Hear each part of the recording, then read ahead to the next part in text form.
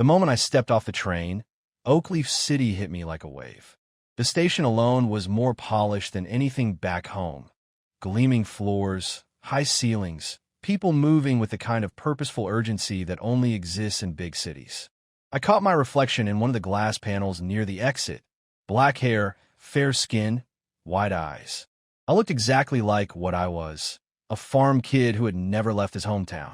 I followed the signs outside and stopped dead when the city opened up in front of me. Buildings that scraped the sky. Streets choked with cars. Billboards the size of houses advertising something called Eternal Cultivation. I assumed it was a movie. Maybe I'd check out one of those big city cinemas sometime, I thought, dragging my suitcase along the pavement. Finding Oakleaf University took longer than I'd like to admit. After asking directions from 3 different strangers, I eventually located Dormitory A, collected my key from the front desk, and took the elevator up to room 205. My phone buzzed just as I stepped into the hallway. "Mom, right on schedule." "Everything's fine," I told her and meant it. Dad got on the line too, cycling through his usual checklist of warnings. "Don't waste money, stay away from clubs, don't let the city change you." I promised him I wouldn't. Inside the room, 2 guys were already making themselves at home. Eric was tall with an easy smile. Matt was stockier, louder, the kind of person who fills a room without trying. We introduced ourselves and agreed to grab lunch together. While I freshened up, a 3rd roommate appeared. Logan, quieter than the other 2, with sharp eyes that suggested he noticed more than he let on. Over lunch, the conversation turned almost immediately to Eternal Cultivation. The 3 of them spoke about it the way people back home talked about the harvest, with genuine investment, like the outcome actually mattered to them. I'd assumed it was that movie from the billboard, but it turned out to be a VR game. Enormously popular, apparently. All 3 of them looked at me like I'd said I'd never heard of electricity when I admitted I had no idea what it was. "We grew up on a farm," I explained. "Not exactly the center of the gaming world." Eric didn't make a big deal of it. He offered me his spare VR helmet so I could try it out, and by the time we got back to the room, the 4 of us were setting it up together. It was bulkier than I expected, a full helmet rather than goggles. And when I finally lay back and put it on, the other 3 were already drifting off into whatever world waited inside. A voice echoed somewhere in the dark. Then white. Nothing but white in every direction. Is this the game? A customization panel materialized in front of me, dense with sliders and options. I stared at it for a moment, overwhelmed, then hit the randomize button. The character it generated had long black hair, a lean frame, and sharp blue eyes. Good enough. I randomized the username too and hit confirm. The white dissolved. I was standing in a forest. Not a digital forest, or at least nothing that felt digital. The light came through the canopy in real shafts. The air smelled like earth and bark. When I reached out and touched a leaf, it had texture, resistance, weight. I stood there for a long moment, just breathing it in. This is a game? I was wearing simple robes cinched with a sash, which matched whatever my character had been assigned. No health bar, no mini-mup, no floating indicators of any kind, just trees in every direction and the distant sound of something moving through the undergrowth. I found a small pouch on my sash and reached for it. The moment my fingers made contact, a translucent panel appeared in the air before me, divided into labeled boxes. I pressed the one that said Tutorial. The tutorial explained that the game operated primarily on voice commands. I said Settings aloud, half expecting nothing to happen, and a configuration screen appeared immediately. I switched on the HP bar and the time display. A green bar materialized at the edge of my vision, along with a small clock. The tutorial was thorough, almost overwhelming. Cultivation methods, breakthrough mechanics, pill consumption, inventory management, combat commands. I read through all of it, then opened my inventory to find a chest waiting for me. Inside were 4 items awarded at random: a technique, a weapon, a pill, and a cultivation method. The weapon was a steel sword, listed as mortal grade. I had no idea if that was good or terrible. The pill, when I examined it, would provide 10 units of something called ki.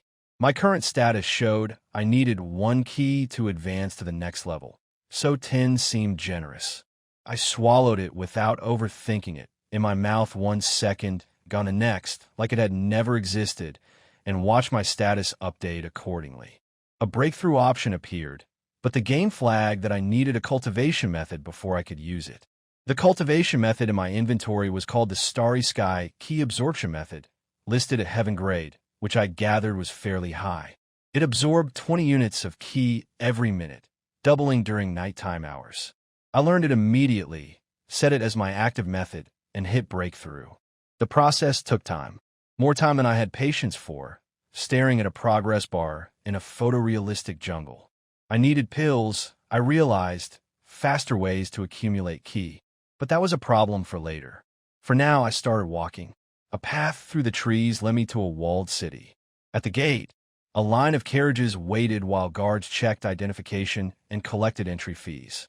I had neither identification nor any currency, and I was trying to work out how that conversation would go when a man in a yellow robe appeared beside me, eyeing my plain clothes with a knowing look.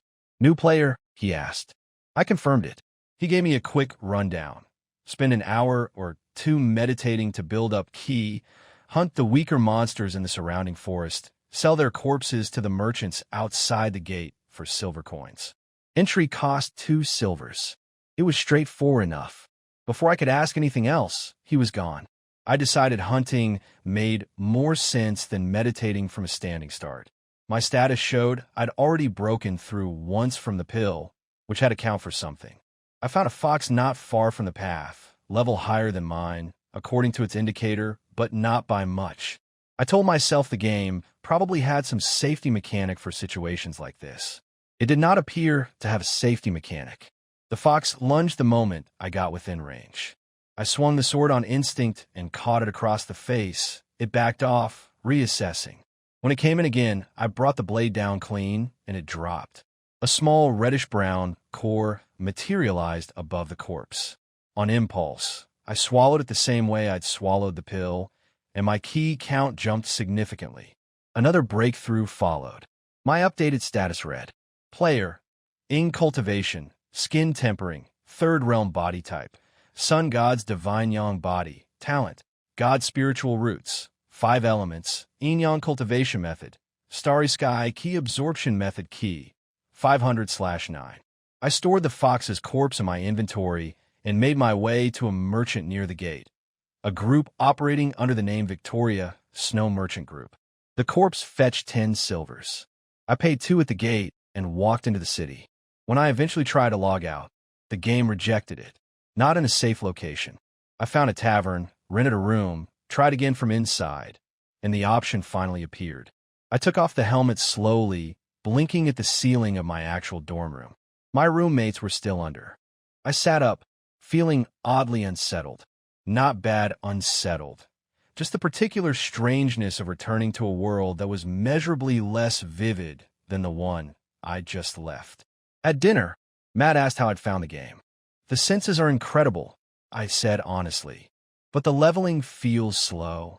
I don't love the idea of sitting still for hours just to progress." Logan waved this off. "Everyone says that at first. You'll stop noticing." Eric mentioned that the company behind the game, DA Corp, had cleared $2 billion in its first month of operation. Matt leaned back in his chair with the satisfied expression of someone who had been right about something for a long time. "Stop thinking of it as a game," he said. "Think of it as a second world." That framing stuck with me more than I expected. Back in the room, I watched my 3 roommates slip their helmets back on almost simultaneously. Logan explained, when I asked, that the VR helmet was designed to integrate with sleep. You could play through the night without losing rest. Eric added, almost casually, that in-game currency converted to real money at a functioning exchange rate. I looked at the helmet in my hands. Then I put back on. I returned to the tavern room in the game. Almost immediately, my stomach registered hunger, a realistic, insistent kind that the game apparently simulated in full. I went downstairs and ordered a bowl of stew, settling in at a table and listening to the room around me. The other patrons were talking about a sect called the Hongwu. Entrance exams the following morning, apparently. My roommates had all mentioned joining a sect quickly as a priority, so I flagged down the tavern keeper and got directions. The Hongwu sect to the north, the Tiger sect to the south, both accessible from Scarlet City's outer roads. I returned to my room and meditated until morning. When the clock in my vision read 6, I logged out, washed up, and waited for my roommates.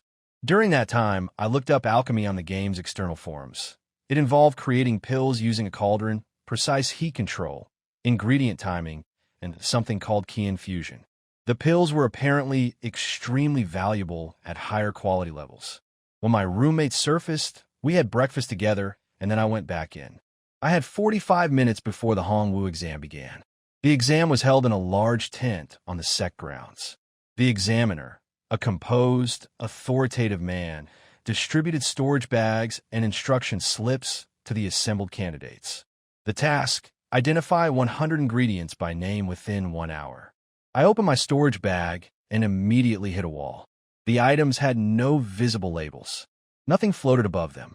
I tried every menu option I could think of and wasted 15 minutes achieving nothing before I thought to check my inventory properly. Not the items themselves, but the interface. There was a book icon I'd never noticed. I clicked it, intending to read the description, and hit learn by mistake. The technique was called the Alchemy God's Manual. The knowledge it contained didn't load gradually. It arrived all at once, like remembering something I'd always known. Every material in my bag had a name now, clear as if it had always been printed on the side. I wrote quickly. When the hour ended and the slips were collected, I was told to return the next morning for results. I logged out feeling better than I had since arriving. Logan was shouting something about breaking through to the true realm. Eric asked whether he'd used pills. Logan said they were too expensive. I congratulated him without fully joining the celebration. I had somewhere to be. My cousin Hannah had messaged. We'd agreed to meet at the university's east gate. She was waiting in the shade wearing a yellow sundress and a white hat, and she looked up at me with genuine surprise. "Alex, you've actually grown up." She said it like a discovery. "When was the last time?" 2.5 years. About that. We ended up in a nearby cafe, the air conditioning a relief after the walk. She told me she was in her final year, living off campus with friends, managing well. We caught up on family news, shared a couple of burgers, and said goodbye a few hours later.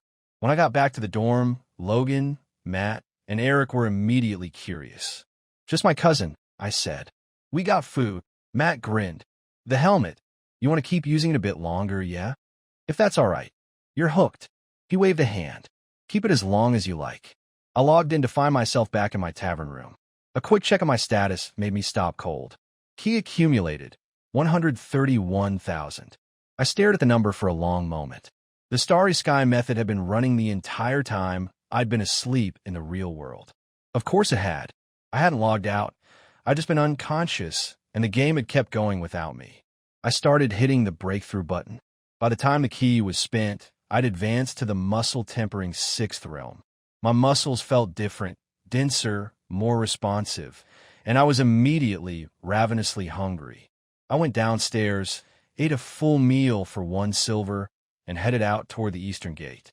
The forest on the east side of the city was different terrain than I was used to, but monsters weren't hard to find. I came across a dwarfberry tree first, about my height, 1 fruit hanging from it, and added the fruit to my inventory on instinct.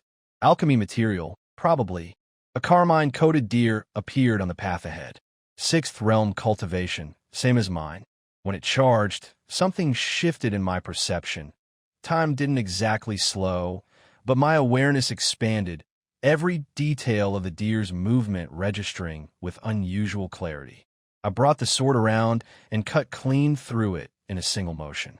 No core dropped, just antlers and a corpse, both of which went into my inventory. I kept moving, gathering materials, dropping monsters with the same unsettling ease. The heightened perception came every time, some quality of the muscle-tempering realm, I assumed, or perhaps a function of my body type. As the sun began to set, I spotted an unusual flower at the edge of a field. Something about it pulled at my attention in a way the other materials hadn't. I moved toward it carefully. The rustling came from my left. An earth snake, brown and fast, muscle-tempering 3rd realm. I hated snakes, even in real life.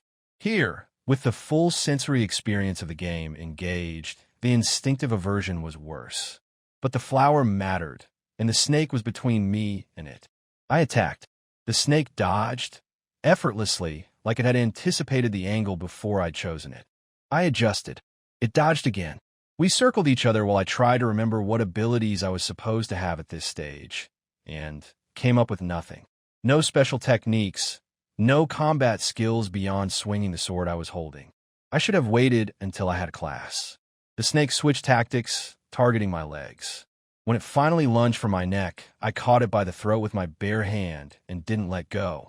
It wounded around my forearms with surprising strength, but I was stronger. I put on the ground and ended it. The flower was a spirit-cleansing lily. I felt the significance of it even before the label confirmed it. I added it to my inventory alongside the snake's corpse and headed back toward the city. The next morning, real morning, back in the dormitory, I had breakfast with Logan and Matt before logging back in to check my exam results. The list was posted at the Hong Wu Sec gate. My number was on it. Elder Lang, the examiner from the previous day, assembled the 27 new outer disciples in a courtyard and explained what we were, the bottom tier, earning our place through dedication. Talent mattered. Knowledge mattered. Passion, he said, mattered more than either. Alchemy work and outstanding performance could elevate an outer disciple to intersect or even core status, but nobody started there. We each received a cottage assignment and a pack containing sect robes, a handbook, a map talisman, an alchemy introduction, and a few other items. Before dismissing us, Elder Lang called my name specifically and presented me with a library token, one free borrow of any Earth grade or lower text, as recognition for exceptional exam results. I logged out while still processing that, changed into clothes suitable for the university orientation, and joined my friend for the walk to campus. The orientation ran long. The dean spoke about legacy and responsibility. Several other officials followed. 2 hours in, I'd lost the thread entirely and was mentally cataloging alchemy ingredient names. A clean-shaven administrator eventually wrapped things up and directed us to select our courses through the university portal. I chose 3 business and economics courses and 2 technology courses, including one focused specifically on virtual reality development. My schedule was manageable, 4 days a week, late morning to mid-afternoon, with proper breaks built in. The VR course gave me pause, though. I need a computer. I managed to avoid asking my parents for more money so far, and I wanted to keep it that way. The in-game economy suddenly felt less abstract and more relevant. Matt glanced over my shoulder at my schedule at lunch. "You got lucky," he said with feeling. Logan's schedule was apparently a disaster. Matt's wasn't much better. Eric's was close to mine, which seemed to take some of the sting out of his sympathy. After lunch, back in the room, the others went straight for their helmets. I sat on the edge of my bed for a few minutes, reading through the game's forums before following them in. The forum post that stopped me was titled simply, "Don't Die." The explanation was straightforward. Death in Eternal Cultivation was permanent. Character deletion, full reset, start from zero. This was intentional, a design choice meant to replicate the weight of a real cultivation story, where each life had singular value. The post went on to detail the cultivation hierarchy: self-tempering realm, common key realm, true key realm, divided into 5 sublevels across 9 stages each, and the near-mythical saint realm. The highest confirmed cultivation among players was true master 5th realm, though the post's author suspected several players were keeping higher levels quiet. I checked my talent rating again, God grade. The forum mentioned hints of something above God grade without naming it. I decided to keep my status to myself for now. The alchemy section of the forum compared the craft to cooking. Ingredients added in sequence, heat carefully managed, technique used to guide the ki and energies into coherent form. Done well, a pill emerged. Done poorly, an explosion. Quality was measured in harmony percentages. Below 10 was a failure. 10 to 25 was mortal grade. 25 to 50 was earth grade. Above that, heaven and immortal grades, the last being considered largely theoretical. I put my phone down and put the helmet on. Back in my cottage, I changed into the sect robes, light green with bronze detailing, elegant in a way I hadn't expected, and went through the rest of my welcome pack. The map talisman showed 6 mountains surrounding a central valley: Outer Disciple Mountain, Inner Disciple Mountain, Core Disciple Mountain, the Sect Leader's Peak, and 2 alchemy gardens. The valley itself was the shared space: training grounds, markets, the pill halls, the library. The rules talisman was blunt. Outer disciples couldn't access the inner or core mountains without permission. The alchemy gardens and the sect leader's peak were completely off limits, with expulsion as the penalty. Minimum 20 contribution points per week or expulsion. Alchemy could only be performed at night to avoid interfering with the senior disciples' work. Only at night. I reread that one twice. Then I remembered that sleeping in the game, while my body slept in the real world, was apparently a functioning option, and the problem mostly resolved itself. The final talisman gave a more detailed breakdown of alchemy theory than I'd found anywhere online. Pill quality wasn't simply about ingredients. It was about harmony, the way each material's properties aligned and complemented the others during transformation. I read through it carefully, then picked up the metal token and headed down to the valley. The valley was extraordinary. The smell hit me first, something floral and medicinal, like walking through a greenhouse full of rare things. The buildings were enormous, the main structures larger than anything on the university campus, and disciples in various shades of green moved between them in steady streams. It felt like a city within a city. I found the library, a circular tower of at least 10 floors, and was stopped at the entrance. No name plate, no entry. The disciple hall was nearby. Out front stood a massive black stone monolith etched with names that shifted and rearranged themselves constantly. The contribution rankings. I watched them move for a moment, then went inside and joined the queue. The inner sect disciple behind the desk looked like he'd answered this question 300 times today, but processed my registration without complaint. He took a metal plate, used a medallion to stamp ing into its surface, and handed it back for me to verify. A panel confirmed: Hongwu Sect, Outer Disciple, Ing, Contribution 0. He slid 3 items across the desk. The first was a minor healing pill, 16% harmony, sufficient for minor injuries. The second was a key improvement pill at 19% harmony, which would boost my cultivation rate by 19% for 12 hours. The third was a small, translucent white stone, cloudy inside, that I didn't recognize at all. Spirit stone, he said before I could ask. Compress key. You can absorb it directly to improve cultivation or use it as currency.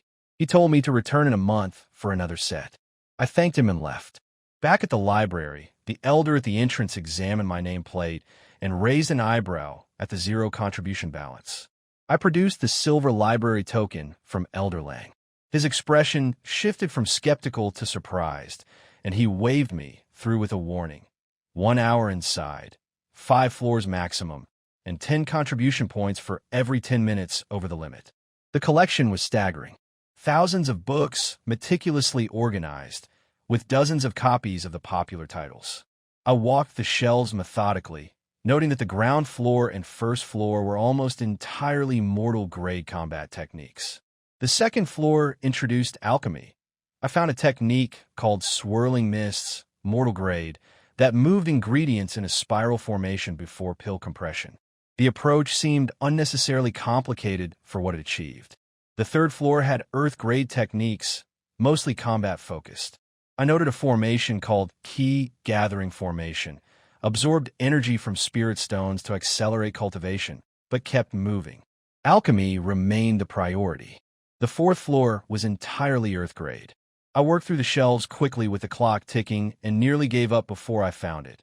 Flame Mastery Scripture, listed as mortal grade but carrying a growth classification. The description explained it allowed direct control over flame, refined through use, scaling upward as the practitioner's skill developed. Growth type, like the Alchemy God's Manual. I didn't know exactly what that meant for the ceiling of the technique's potential, but the parallel felt meaningful. I took it to the entrance. The elder looked at it, then at me, with the expression of someone watching a person order plain water in an excellent restaurant. You had the whole fourth floor available, he said. And you picked a mortal grade fire technique? Growth type, I said. Something in his expression shifted slightly.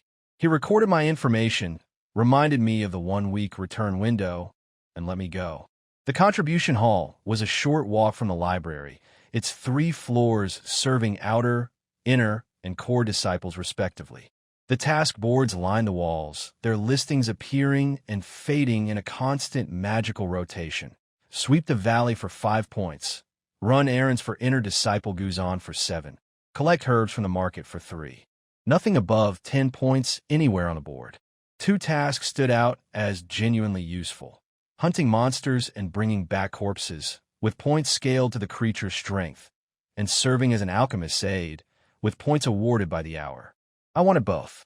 I spent 10 minutes trying to figure out how to claim them, and succeeded at nothing. Most of the other disciples near the board were simply standing there, and after a while they'd leave without appearing to interact with anything. I stopped one of them on the way out. First day, he guessed, from my confusion. Is it that obvious? He showed me the rectangular slots at the base of each board, spaces for nameplates. When I slid mine in, a panel appeared with a full task list. The 2 tasks I wanted weren't on it. I pulled my nameplate out and asked a female outer disciple who was passing through, composed, a little older, with the unhurried air of someone who had already solved all the problems I was currently having. She looked at the 2 tasks I was pointing to and laughed, briefly and not unkindly. Those are permanent missions, she said. They don't go through the board. Anyone can complete them at any time. You just go directly to the source. Take the monster corpses to the sect market and sell them. Show up at the alchemy hall and tell them you want to be an aide. No registration required. She left before I could thank her properly. I turned back to the board, slightly awed by how much I still didn't know about how any of this worked. Something caught my eye before I stepped away. A single task, posted by an inner disciple named Kong Yuan. Find a dwarf berry. 8 contribution points. I had a dwarf berry in my inventory. I picked it up from that small tree near the eastern gate, barely thinking about it because it had seemed like it might be an alchemy material. I read the task again, then looked at the board for a long moment and smiled.